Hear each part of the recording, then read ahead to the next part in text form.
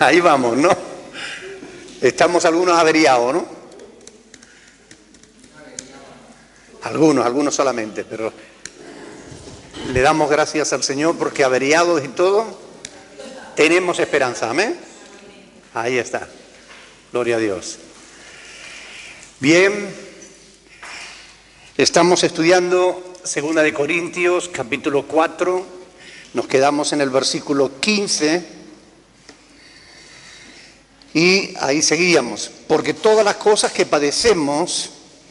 todas estas cosas, padecemos por amor a vosotros, para que abundando la gracia por medio de muchos, la acción de gracias sobreabunde para gloria de Dios. Amén. En este pasaje Pablo dice que la gracia abunde, dice, para que abundando la gracia por medio de muchos, es decir, la gracia debe abundar por medio de muchos. Sin embargo, si nosotros miramos a nuestro alrededor, si miramos al mundo del que formamos parte, ¿ustedes creen que cuando miramos a nuestro entorno, miremos cerca o miremos lejos, se ve mucha gracia de Dios o se ve más bien otras cosas? ¿Verdad? A veces como que la gracia de Dios se ve poquito, se ve más el pecado, la maldad. Quizás eso abunde más que la gracia de Dios, ¿verdad? Y desgraciadamente eso no solo pasa en el mundo, a veces pasa también incluso dentro de la iglesia. No en esta, gracias a Dios. Pero si somos sinceros, no tenemos más remedio que conocer que abunda más el egoísmo que la gracia. Abunda más la ignorancia que la gracia de Dios. Abunda más el miedo paralizante del que hablábamos la semana pasada, e incluso abunda más la estupidez humana que la gracia de Dios. Y lo peor es que, como estoy diciendo, no solo en el mundo, lo que llamamos el mundo, ¿verdad? No solo en medio de la gente que no tienen al Señor en su vida, sino incluso en el mundo que se llama cristiano, en el mundo que dice ser creyente en la palabra de Dios, pero vemos que existe mucho egoísmo, ignorancia, mucho miedo paralizante y mucha estupidez humana. ¿Por qué digo que abunda el egoísmo? ¿Por qué creen ustedes que abunda el egoísmo?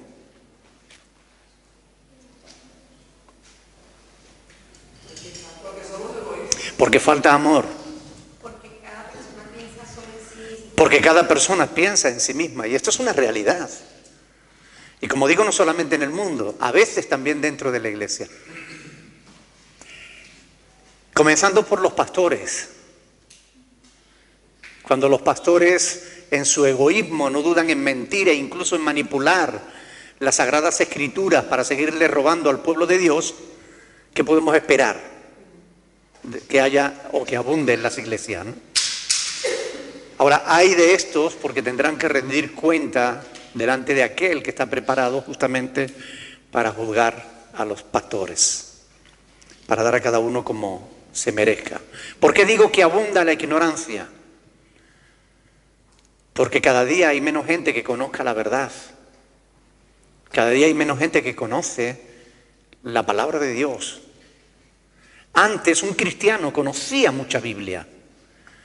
Ahora hay cristianos que llevan años en las iglesias y no conocen nada de la palabra de Dios. Dicen cosas absurdas y cuando tratas de corregirle, bueno, se enojan contigo, porque ¿quién eres tú para corregirle? Ignorancia de lo que es agradable delante del Señor. Realmente, ¿quién se pregunta hoy qué es lo que le agrada a Dios? Sin embargo, esa es la conducta que Dios espera de sus hijos. El apóstol Pablo, inspirado por el Espíritu Santo, escribió en Efesios 5:10 que debemos vivir comprobando lo que es agradable a Dios. Pero hoy en día no abunda eso. No abunda el conocimiento de Dios. Ni siquiera en los que deben enseñar el conocimiento de Dios. Como está escrito. Y fíjense, les voy a leer un pasaje. Se han corrompido, hacen obras abominables. No hay quien haga el bien. El Señor miró desde los cielos sobre los hijos de los hombres para ver si había algún entendido que buscara a Dios. Y dice, todos se desviaron, a una se han corrompido. No hay quien haga lo bueno. No hay ni siquiera uno. No tienen discernimiento todos los que hacen iniquidad, que devoran a mi pueblo como si comiesen pan y al Señor no invocan. Ellos temblaron de espanto porque Dios está con la congregación de los justos. Del consejo del pobre se han burlado, pero el Señor es su esperanza. Amén. Pareciera que estuviese describiendo a la sociedad actual y sin embargo se trata del Salmo 14, fue escrito hace 3000 años. El miedo, ¿por qué abunda el miedo? ¿Por qué creen ustedes que abunda el miedo? Por la maldad. Porque falta fe, falta confianza. El miedo, creo que es Primera de Juan, dice que donde hay amor, el perfecto amor echa fuera el temor, ¿verdad? Porque el que ama ha sido perfeccionado en amor. Pero donde hay temor, falta fe, falta confianza. Y la gente de hoy, más que nunca, teme. Teme hasta el qué dirán, ¿no? Y por el qué dirán se someten a cosas que saben que están mal. Muchos rechazan a Dios por el qué dirán. Ay, si voy a la iglesia, ¿qué van a decir de mí? Y si me ven con una Biblia, ¿qué van a decir de mí?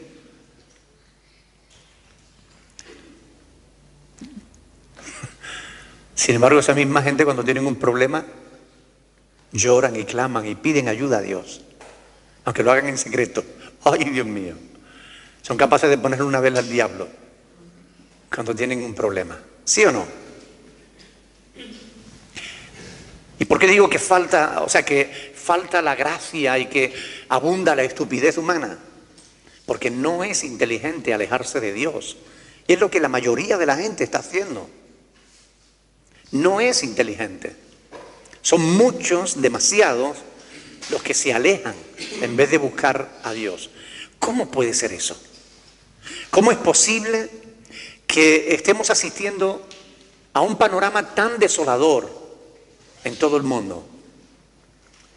Quizás por lo que decíamos la semana pasada, porque no todo lo que se llama iglesia lo es realmente. Así que, desgraciadamente, no es la gracia lo que abunda, sino más bien el pecado, la maldad. A cualquier lugar que mires vas a ver pecado. A cualquier lugar que mires. Y vas a ver también las consecuencias del pecado. Para poder ver la gracia de Dios debes mirar, volver a mirar y una vez más seguir mirando hasta que encuentres a alguien en quien puedas ver la gracia de Dios. Porque no abunda. No abunda. ¿Quiere eso decir que Dios escatima su gracia? De ningún modo. Dios está dispuesto a dar su gracia. De hecho, Él está derramando su gracia continuamente. Pero ¿quién la recibe?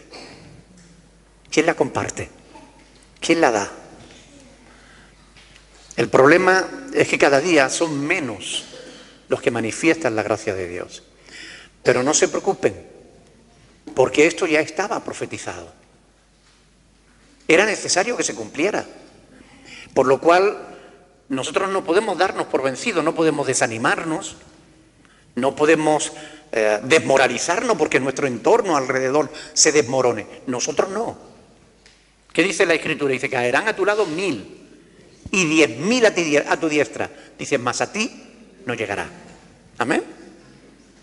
Aunque el mundo se desmorone a tu alrededor, nosotros tenemos esperanza, porque conocemos la gracia de Dios. Nosotros debemos permanecer firmes en la fe, sabiendo que todo lo que está ocurriendo, ocurre porque ya estaba profetizado.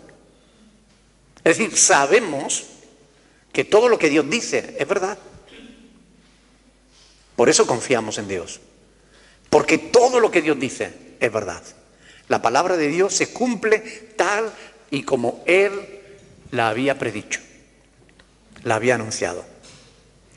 Ahora, ¿cuál es el objetivo? Según Pablo aquí, ¿cuál es el objetivo para que abunde la gracia por medio de muchos? ¿Cuál es el objetivo? ¿Por qué Pablo quiere que abunde la gracia por medio de muchos? ¿Para qué? ¿Qué dice ahí? Lean el versículo 15. Segunda de Corintios 4:15. Ahí está. Esa es la respuesta.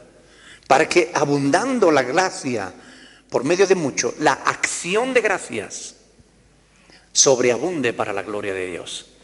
Cuando nosotros actuamos en gracia, cuando nosotros en vez de ser egoístas mostramos amor, cuando nosotros compartimos de lo que Dios nos da, cuando nosotros somos amables, cuando nosotros actuamos en bien, cuando hacemos lo que debemos hacer, cuando damos gracia en vez de pecado, en vez de maldad, la gente da gracias a Dios por eso. Y eso abunda para la gloria de Dios. La acción de gracias a Dios glorifica a Dios. Cuando tú ayudas a un hermano, ese hermano da gracias a Dios. Cuando tú visitas a un enfermo, ese enfermo da gracias a Dios. Cuando tú das pan al hambriento, esa persona da gracias a Dios. Y esa acción de gracia glorifica a Dios. Ahora, ¿está Dios recibiendo la acción de gracias que merece? O tal vez no. Debería, ¿verdad? Ahora, ¿tendremos nosotros algo que ver? Me refiero a los cristianos. ¿Tendremos nosotros algo que ver en que Dios nos reciba toda la acción de gracias, toda la gloria que Él merece? ¿Sí o no? ¿Por qué?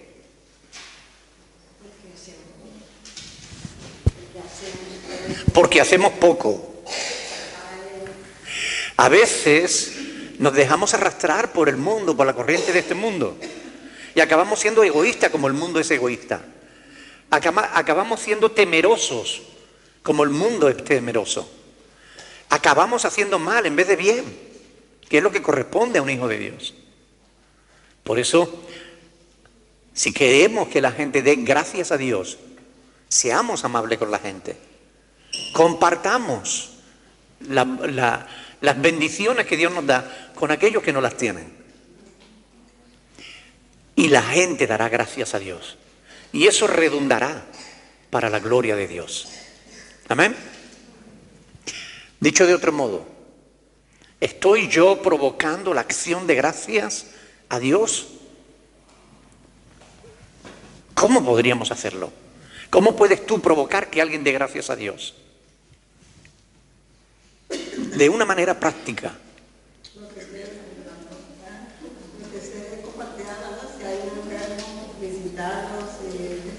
Una persona que está pensando por ayudar, necesidad o algo, y de algo para ver por qué.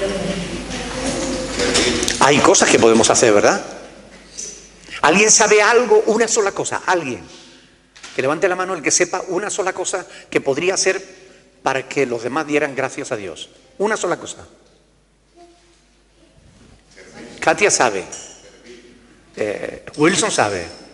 Ángela sabe. ¿Quién más? ¿Sabremos todos nosotros algo que podamos hacer para que redunde en acción de gracias a Dios? Yo creo que sabemos más de una, ¿verdad? Ahora, la pregunta cae por sí sola. ¿Y la practicamos? Quizás a lo mejor no todo lo que debamos, ¿no? O algunos sí. Yo doy gracias a Dios por esta congregación, porque es una congregación que no es egoísta, es una congregación que ama al prójimo, es una congregación que intenta ayudar, que intenta ser luz en medio de las tinieblas. Yo doy gracias a Dios por cada uno de vosotros, porque veo la obra de Dios en vuestras vidas, y cuando ustedes se esfuerzan en agradar a Dios, ustedes están provocando que otras personas den gracias a Dios. Pero siempre podemos hacer más, ¿sí o no? ¿Verdad? Siempre podemos esforzarnos un poquito más. Yo me contentaría con que cada día, cada uno de nosotros le preguntáramos al Señor: Señor, ¿de qué manera puedo glorificarte hoy? ¿De qué manera puedo provocar que alguien, cómo puedo impactar la vida de alguien para que te dé gracias? Y a veces solamente hace falta una palabra amable. A veces no se trata de que compartas ni siquiera nada. A veces una sonrisa hace más beneficio que muchas palabras. Una sonrisa. Lo que ocurre es que muchas veces estamos tan inmersos en nuestras propias problemáticas personales y en nuestra propia vida y en nuestros problemas y inquietudes y tal, que vamos siempre con el ceño fruncido. Pero a veces mirar a alguien a los ojos, sonreírle, darle la mano amiga. A veces no hace falta mucho. Con poquito podemos bendecir a otras personas. Así que, ánimo. Por medio de la gracia, por medio de nuestro andar en la gracia, amar al prójimo, preocuparse por el semejante, porque justamente cuando hacemos estas cosas provocamos acciones de gracias a Dios. Algunos dicen sí, que lo hacen, ¿no? Que son personas que manifiestan la gracia de Dios en su vida. Pero quizás habría que preguntarle a los que conviven con Él. Porque a veces somos capaces de sonreír más en la calle que en la casa. A veces somos más amables con los extraños que con la familia. ¿Ustedes creen que eso es posible? ¿Ustedes creen que eso debiera ser así? No, ¿verdad? Pero a veces ocurre. Aquí no, gracias a Dios.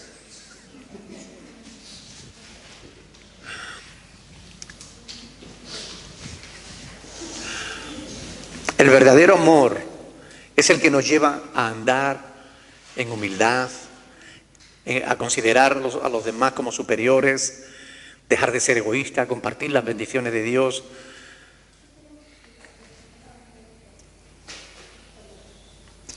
Cuando hacemos esas cosas, estamos provocando acciones de gracias a Dios, y eso glorifica a Dios.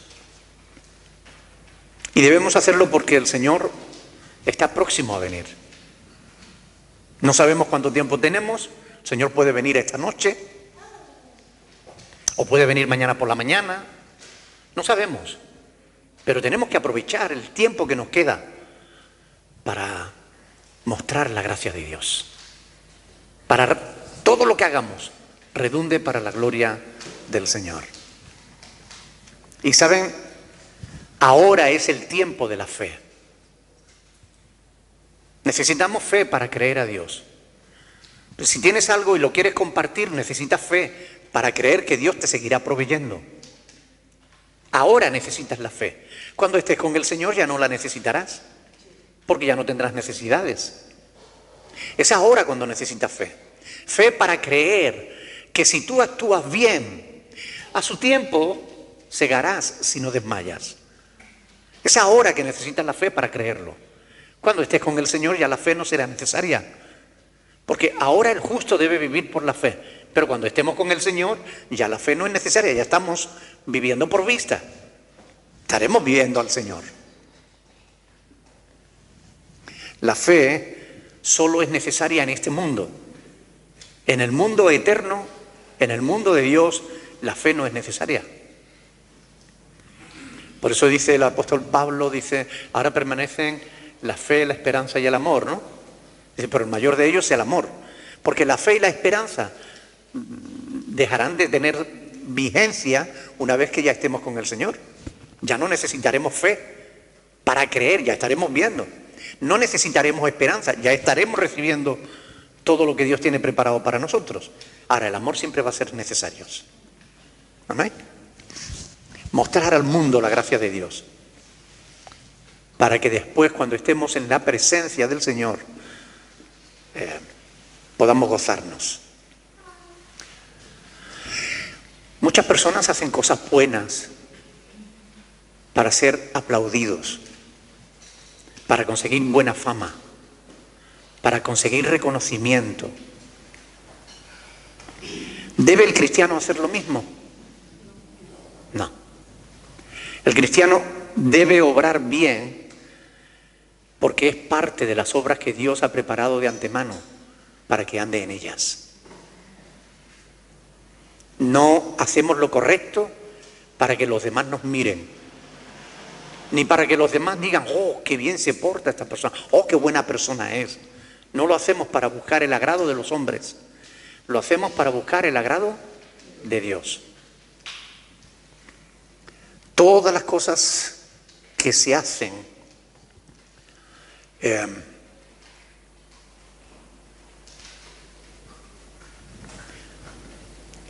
todas las cosas que hace el cristiano no son para su propia gloria, sino para la gloria de Dios, basándose en dicha esperanza.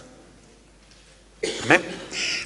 Este pasaje que acabamos de leer del 2 Corintios 4:15 es la antesala a los dos versículos que a los 3 versículos del 16 al 18 que vienen a continuación. Vamos a leerlos porque vamos a meditar en ellos. 2 Corintios capítulo 4 versículo 16. Por tanto, dice el apóstol Pablo, no desmayamos. Antes, aunque este hombre exterior se va desgastando, el interior no obstante se renueva de día en día. Porque esta leve tribulación momentánea produce en nosotros un cada vez más excelente y eterno peso de gloria, no mirando nosotros las cosas que se ven, sino las que no se ven. Pues las cosas que se ven son temporales, pero las que no se ven son eternas. Bendito sea el Señor. Hermosas palabras, ¿verdad? Parece ser un buen resumen de todo lo que el apóstol Pablo ha venido diciendo en los últimos capítulos. Pablo es realista y el cristiano también debe ser realista. Él es realista porque destaca que el cuerpo físico del hombre, el cuerpo exterior, a fin de cuentas, irá disminuyendo de fuerza, cada día se irá desgastando. Eso, los que tenemos ya cierta edad, a partir de cierta edad empezamos que si me duele la rodilla, que si me duele la lumbalgia, que si no sé qué, que si esto, que si lo otro. Parece como que eso empezamos a desgastarnos. Cuando uno tiene 20 años, uno es capaz de hacer el pino con las orejas y no le duele nada, ¿verdad? Hacemos burradas.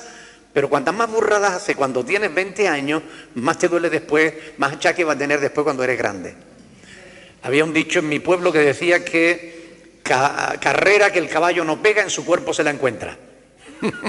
Pero cuando ya has pegado muchas carreras, lo que encuentras son muchas agujetas, ¿verdad? Y a cierta edad ya empezamos a ver que el cuerpo se desgasta, empezamos a enfrentarnos a esa realidad. Se empiezan a caer el pelo, a ponerse blanco, a salir arruga. Los achaques vienen por todos lados. Pablo es realista. Hay que aprender a envejecer con dignidad. Es necesario. Es necesario. Hay gente que se resiste a envejecer. Y a veces quedan como payasitos. De verdad. Mire, ustedes no han visto esa gente que se hacen cirugía por aquí, cirugía por allá, que se ponen voto aquí, que se ponen voto allí, y después quedan unas cosas más mal hechas. Terrible. Hay que aceptar las arruguitas, hay que aceptar las canas. Hasta la Biblia dice que las canas son signos de madurez. Y no hay nada de malo en envejecer. Lo que pasa es que este mundo consumista, ¿verdad? Este mundo que pone el énfasis en el consumismo, quiere que todo el mundo sea joven, guapo, rico y famoso. Y eso no es posible, no es posible. Al menos no es posible siempre. Podemos ser jóvenes cuando somos jóvenes, pero a partir de cierta edad ya no somos jóvenes y tenemos que reconocerlo. Y no hay nada de malo en no ser joven. Algunos no tendrán esa oportunidad. La opción que queda a hacerse mayor es que te mueras antes. Por tanto, envejece con dignidad. Hay que aceptar que el cuerpo se desgasta, y Pablo lo hace simplemente sin ningún tipo de complejo, ¿verdad? Sin ningún tipo de complejo. Y esta realidad nos asalta a cada paso que vamos dando en la vida. Cuanto más vamos viviendo, más nos vamos acercando a esa realidad. Un simple resfriado nos mete en cama y nos damos cuenta de lo frágil que es el cuerpo. Cuando nos duelen ya las articulaciones, nos damos cuenta, ¡ay! Con lo bien que estaba cuando yo era joven. Pero es una realidad que nos hace ver la fragilidad de nuestro cuerpo mortal. Porque nuestro cuerpo es mortal. Nuestro cuerpo se deteriora con el paso del tiempo. Y ni que digamos si tenemos que enfrentar pues enfermedades peores, ¿no? Pues fíjese, el hermano José está batallando ahí con una enfermedad o con un cáncer y bueno, lo va a superar, gracias a Dios, porque estamos orando para que así sea, ¿amén? Pero ustedes se imaginan lo traumático que puede suponer eso. Pero el cristiano tiene esperanza, tiene fe. Nosotros podemos enfrentar la vejez, la enfermedad e incluso la muerte con una perspectiva totalmente diferente. No tenemos que desesperarnos, porque si este cuerpo se desgasta, tenemos otro mejor reservado en los cielos, como Pablo nos va a decir más adelante. Así que eso es una gran gracia que Dios nos da a los hijos, a sus hijos, a los que creemos en Él. Nos da la gracia de saber, como decíamos el domingo pasado, ¿verdad? Tenemos esperanza, tenemos esperanza. Bendito sea el Señor. Pero es una gloriosa verdad, es que aunque así sea, que aunque este hombre exterior se vaya desgastando, el hombre interior, ese se va renovando de día en día. Y eso significa que no hay motivos para el desánimo. Porque no importa lo que pase con lo físico, porque esto es temporal. Tarde o temprano, ya otros nos han precedido en enfrentarse a la enfermedad y la muerte. Si el Señor Jesús no viene antes, todos nosotros nos vamos a enfrentar a la enfermedad y la muerte. Pero lo hacemos con esperanza, lo hacemos con alegría, con gozo, porque sabemos que vamos a recibir un cuerpo mejor, que este nos va a durar por toda la eternidad. Por tanto, no hay nada que temer, no hay nada que lamentar. Amén. En lo espiritual siempre puede florecer y florecerá cuando tenemos fe en Jesús. ¿Qué es lo peor que nos puede pasar? Que nos muramos. Pero al que tiene fe, la muerte solamente es un sueño del que pronto despertamos. Es un abrir y cerrar de ojos. O un cerrar y abrir de ojos. ¿Verdad? Con nuestro cuerpo, cuando lo abramos, ya no tendremos el cuerpo viejo. Ya no tendremos problemas de articulaciones, ¿verdad, Marlene? Ni tendremos problemas maxilofaciales, ¿verdad, Ángela? Ni tendremos problemas de lumbalgia, ni tendremos necesidad de usar gafas. Tendremos un cuerpo nuevo. Un cuerpo que ya no enfermará, que ya no nos dolerá. ¿Amén? Por tanto, tenemos que darle gracias a Dios por eso. Miren, Apocalipsis capítulo 21. Apocalipsis capítulo 21.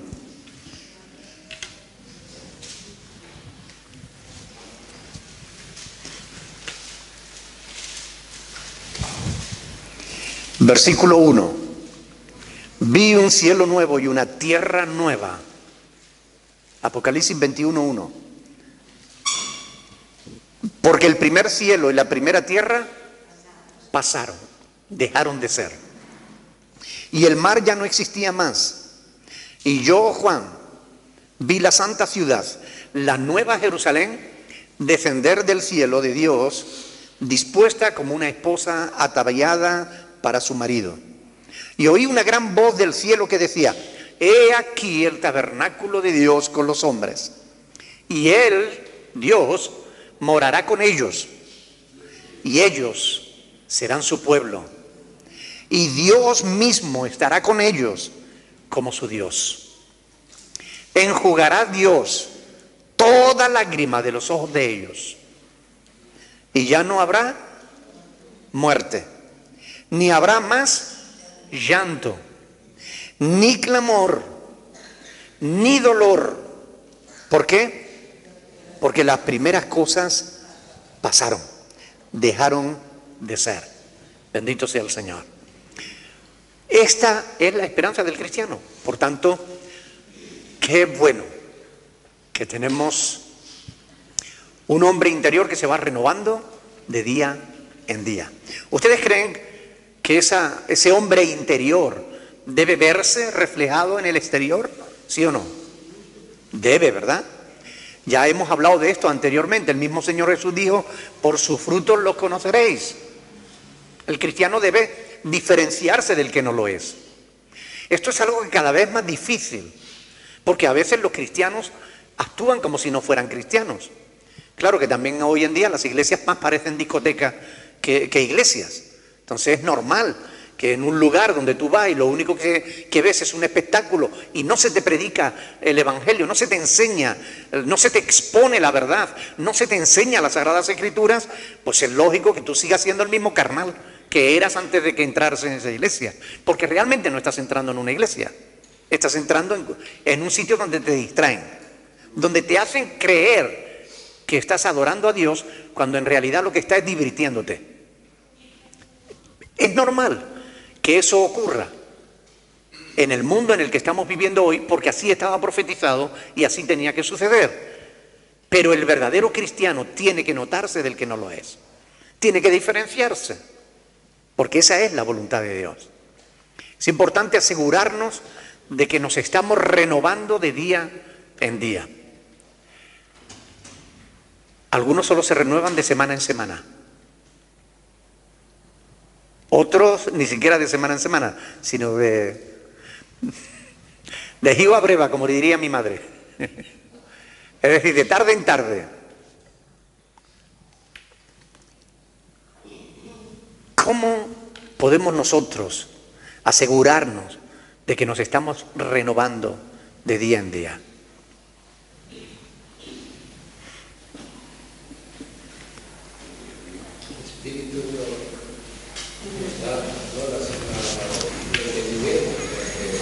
El Espíritu nos da testimonio, nos lo hace ver.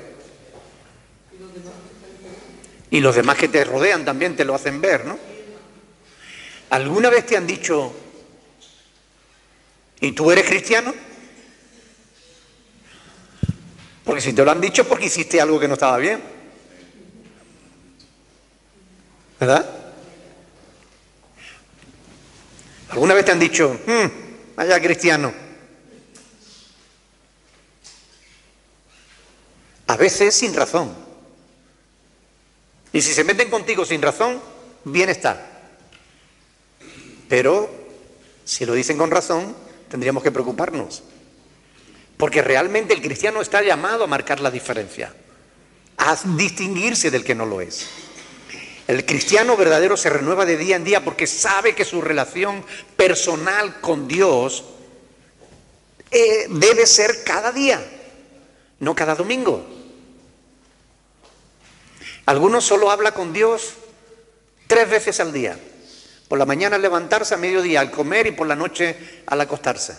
¿Ustedes creen que la relación con Dios se limita a eso? No, no depende de hechos religiosos que hagamos. Los musulmanes oran 5 o 6 veces al día. Y son muy visibles porque ellos extienden su esterita, se ponen de cara a la Meca y ahí se arrodillan y hacen sus oraciones. Pero no es eso lo que agrada a Dios. Lo que agrada a Dios es una relación de verdad, personal, íntima con Él. Donde nosotros le tenemos en cuenta cada día, donde a cada paso que damos, hablamos con el Señor. Estamos en conversación continua con Él. No nos acordamos de Dios solamente el domingo para venir a la iglesia, sino que estamos siempre teniendo a Dios en cuenta en nuestras vidas. Esa es la diferencia. ¿Qué ocurre si nos limitamos a venir el domingo a la iglesia y a orar por la comida y ya está? ¿Qué le pasará a nuestra fe? ¿Se debilitará? ¿Decaerá? ¿Menguará? ¿Se hará débil? Porque una fe que no se alimenta se debilita. Para que tu espíritu esté bien fuerte tienes que alimentarlo todos los días. ¿Sí o no? Claro. ¿Cómo nos renovamos? Hay quienes piensan, como digo, que basta con hacer 3 oraciones diarias. No se trata de ritos religiosos de ninguna manera, sino de una relación genuina con Dios. Necesitamos ahondar más en nuestra relación con Dios. Necesitamos ahondar. El discipulado nos enseña que una parte importante de nuestra relación con Dios podemos mantenerla a través de la palabra, porque la palabra es el manual que Dios nos ha dejado. Y cuando vamos a la palabra y la leemos y la estudiamos de manera sistemática, cada vez que leemos un pasaje le preguntamos, ¿qué me dice Dios con esto? ¿Qué le digo yo a Dios en respuesta? Y lo apuntamos. Y estas cosas nos ayudan a tener en cuenta a Dios. Después lo que has leído, cuando estás en tu día diario, en tu caminar diario, tú te acuerdas de lo que has leído. Y vas a hacer algo y dices, no, porque he leído que eso a Dios no le agrada. O sí, voy a hacer esto porque sé que es la voluntad de Dios. Es decir, tienes a Dios en cuenta en tu vida, en lo que haces, en lo que dices, en lo que piensas. Tienes a Dios en cuenta. Necesitamos ahondar más en nuestra relación con Dios. ¿Sí o sí?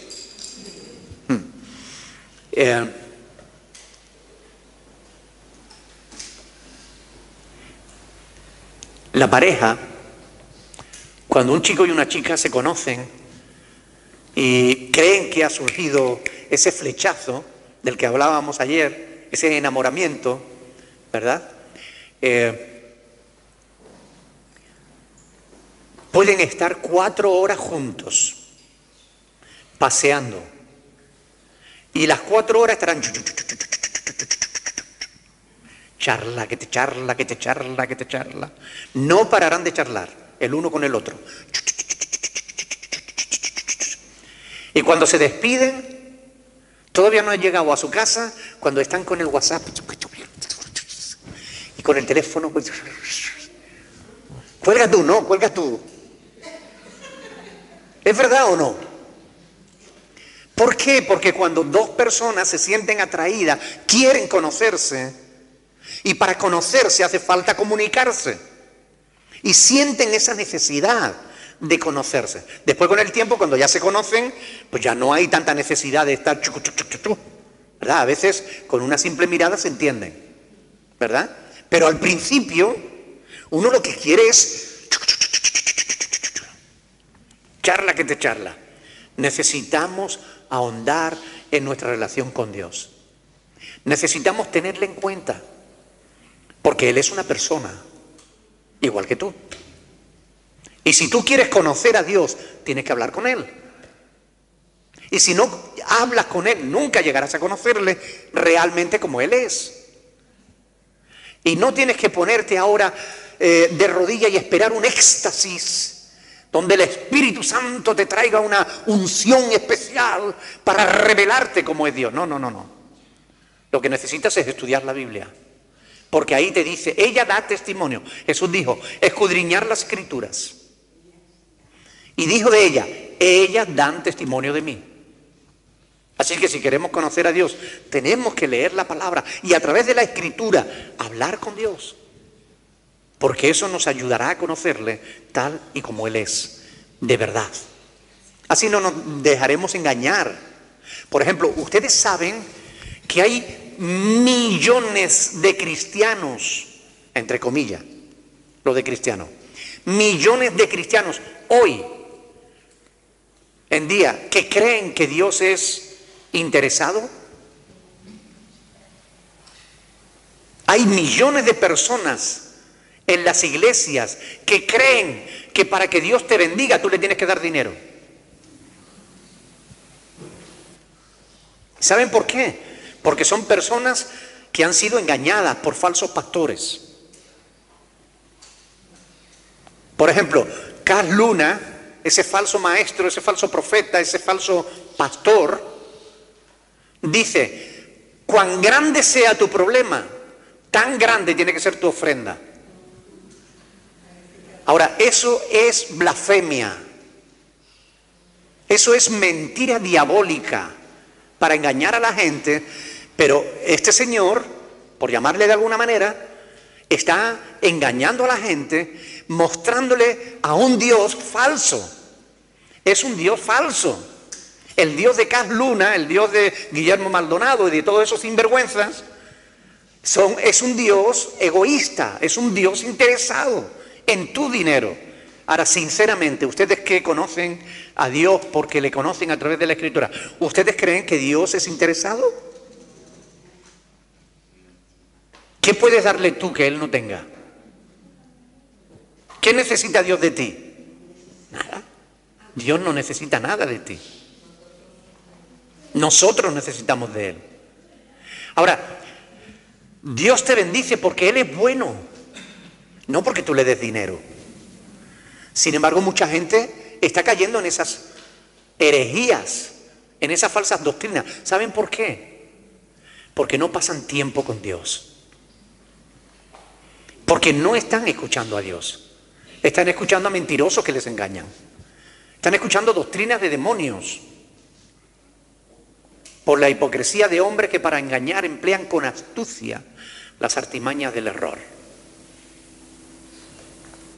Ahora, si esas personas cogieran la Biblia y se pusieran a orar y a estudiar las Escrituras, no serían engañados. Cuando escuchara a un Carl Luna diría, "Shh, ¿qué es eso que me está diciendo? Mentira cochina". Eso no es así. La Biblia dice que Dios es amor. No vas a encontrar ni un solo texto que te diga que Dios sea interesado. Porque ¿qué tenemos nosotros que no hayamos recibido? ¿Verdad? Todo lo que tenemos lo recibimos de Él. Hasta la vida. Es un regalo que cada día Él nos da. Todo lo que tenemos le pertenece a Él. ¿Qué necesitará Dios de nosotros? Nada. Pero Él es Dios de amor. Por eso es tan importante conocer profundamente a Dios. Mantener una verdadera relación íntima con Él.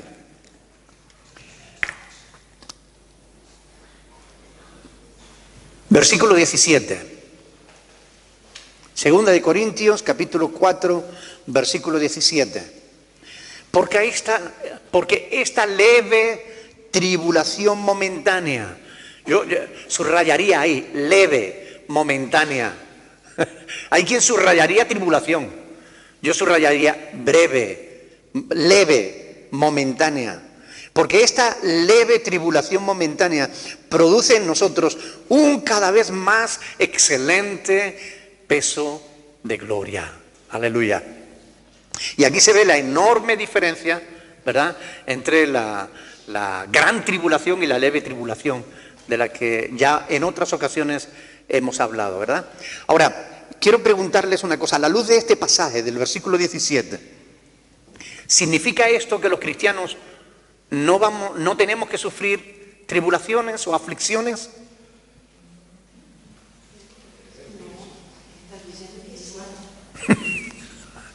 Claro, algunos dicen, mire, esto está diciendo que sí, que el cristiano va a pasar por tribulaciones. Pero son leves y momentáneas. Claro que las vamos a sufrir. Pablo fue, como hemos dicho muchas veces y como hemos estudiado en este libro, experimentado en quebrantos. Él fue, bueno, lo pasó muy mal muchas veces, ¿verdad? Sin embargo, parece increíble, por ejemplo, que Pablo, que fue lapidado hasta que creyeron que estaba muerto, lo apedrearon hasta matarlo. La gente dejó de tirarle piedra porque pensó que estaba muerto. En Listra. Es curioso, ¿no?, que él nos diga que aquello fue algo sin importancia, ¿no? Le llame leve tribulación momentánea. Curioso, ¿no? Para poder entender las palabras de Pablo hay que hacerlo dentro de su contexto. No es que Pablo esté minimizando las dificultades, ya que él continuamente habla de sus dificultades. Nosotros hemos visto varias listas de las dificultades, de las tribulaciones, de las aflicciones que Pablo tuvo que soportar. 1 Corintios 4:11, 2 Corintios 1 del 8 al 10, 4 del 8 al 9, 6 del 4 al 10, 11, 23, 27, 12, 10. O sea, hay un montón de textos en estas dos cartas de Pablo donde se ve que él pasó muchas tribulaciones. Así que él tuvo su parte. Y no lo escondió para engañar a nadie. Él no es como los de ahora que está diciendo que no, que el cristiano no tiene, si tienes a Dios no tienes por qué tener problemas, si tienes a Dios no tienes por qué pasar tribulaciones, o que Dios te va a librar de todas las tribulaciones. Cuidado, nos librará, sí, cuando ya estemos con el Señor ya se acabaron las tribulaciones, pero mientras estamos aquí las vamos a seguir enfrentando. Ahora, aquí puede haber algunos entre nosotros que hayamos experimentado problemas, dificultades, aflicciones. Pero Pablo las califica de leves, de momentáneas. ¿Por qué hace eso? ¿Por qué las califica de leves y de momentáneas? Lean el versículo 17.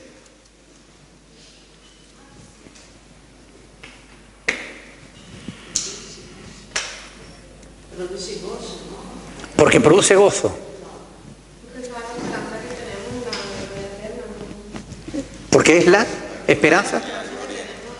¿Cuál es la esperanza que tenemos? La vida eterna. Entonces, ¿qué es lo que Pablo está haciendo?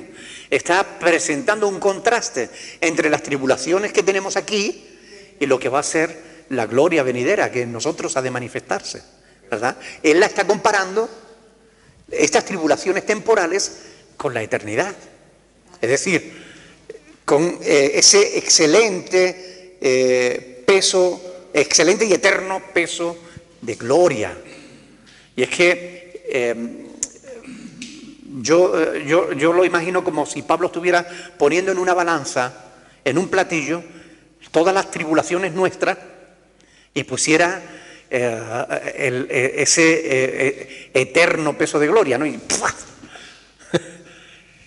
El peso de gloria, eterno peso, está pesando. ¿Qué pesan más, las tribulaciones o la gloria? ¿Verdad? A mí, al leer la palabra peso, me vino esa balanza de dos platillos, ¿no? Entonces tú pones las tribulaciones a un lado y pones la gloria al otro y a ver qué pasa, ¿no? Son leves y temporales, porque ¿qué es la vida que vivimos nosotros aquí? 60, 70 años, 80, a lo sumo 90, con mucho dolor y fatiga. ¿Qué es comparado 90 años con la eternidad? Nada. Es una mota de polvo en el desierto, una gota de agua en el océano, ¿verdad? Él está confrontando esas tribulaciones con ese cada vez más excelente peso de gloria. Es el mismo pensamiento que plantea el apóstol Pedro cuando él dice en lo cual vosotros os alegráis, aunque ahora por un poco de tiempo, si es necesario, tengáis que ser afligidos en diversas pruebas, ¿verdad? O cuando dice más adelante, mas el Dios de toda gracia que nos llamó a su gloria eterna en Jesucristo, después de que hayáis padecido un poco de tiempo, Él mismo os perfeccione, afirme, fortalezca y establezca, y a Él sea la gloria y el imperio por los siglos de los siglos. Amén. Pero cuando analizas un pasaje como este, por ejemplo, 1 Pedro 5, del 10 al 11, tú te das cuenta, ¿no? Él dice, después de que hayáis padecido un poco de tiempo. Claro, comparado con la eternidad, sí. A nosotros cualquier padecimiento se nos hace larguísimo, ¿no? Ustedes no pueden creer lo largo que a mí se me hizo casi un mes que estuve enfermo con el tema este de la infección que tenía, ¿verdad? Se me hizo eterno porque no podía hacer nada, no podía concentrarme, no podía estudiar, no podía ponerme a orar porque se me iba la cabeza. Era terrible, se me hizo eterno. Y fueron unos días, como quien dice, ¿verdad? Un poco de tiempo. Después de que hayáis padecido un poco de tiempo, Él mismo os perfeccione y establezca. Dice, el Dios de toda gracia que nos llamó a su gloria eterna. Somos llamados, hemos sido llamados a su gloria eterna. Rosita, ¿tú sabes que Dios te ha llamado a su gloria? ¿Y vas para allá? No sean malos. Amén. Seth, ¿tú sabes que Dios te llama a su gloria? Tienes una invitación para ir a la gloria con Dios. Qué bueno. ¿Hay alguien que quiera ir a la gloria con el Señor? ¡Wow! Eso no es asistir a un baile ahí en cualquier... No. Oiga, gloria eterna. ¡Wow! ¡Qué bendición!, ¿no? Ante esa perspectiva, no hay tribulación que se haga larga ni pesada. Ante esa perspectiva, ¿qué son nuestros problemas aquí? Son temporales, tienen fecha de caducidad. Tarde o temprano acabarán y estaremos disfrutando de la gloria eterna con Cristo. Amén. Nuestros sufrimientos son temporales.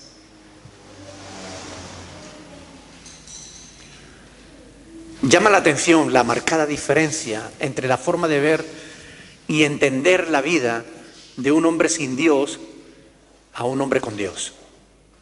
Yo lo he contado en alguna ocasión y algunos me lo habéis oído, ¿no? Por el hecho de ser pastor, yo he tenido que estar en el lecho de muerte de mucha gente. Y he visto morir a incrédulos y he visto morir a creyentes. Y hay una enorme diferencia. Los incrédulos sufren terriblemente de un pánico que les angustia y les lleva a llorar como niños cuando se enfrentan a la hora de su muerte. Y luchan por no morirse. Se agarran a las cosas, a las personas. No quieren soltarse por temor a morirse. Y yo he visto creyentes enfrentando la muerte sonriendo y diciendo, me voy con mi Señor.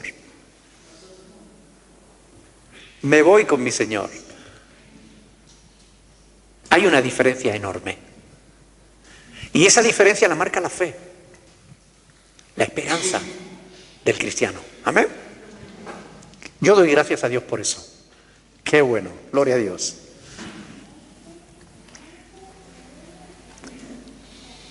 El hombre natural solo percibe lo temporal, lo terrenal, pero el espiritual puede percibir también lo espiritual, lo eterno. Al natural cualquier problema lo hunde, al espiritual las dificultades le acercan a Dios. Así que por consiguiente le acercan a la gloria. Amén. La segunda frase, y con esto terminamos, la segunda frase podemos entenderla mejor a la luz de Romanos 8:18. Ya lo conocen cuando Pablo dice, pues tengo por cierto que las aflicciones del tiempo presente no son comparables con la gloria venidera que en nosotros ha de manifestarse. Amén. Pablo ve esa gloria como algo que vamos experimentando. Pero esto lo hablaremos la próxima semana, si Dios quiere, porque se me ha ido el tiempo y no me he dado ni cuenta. ¿Alguna pregunta?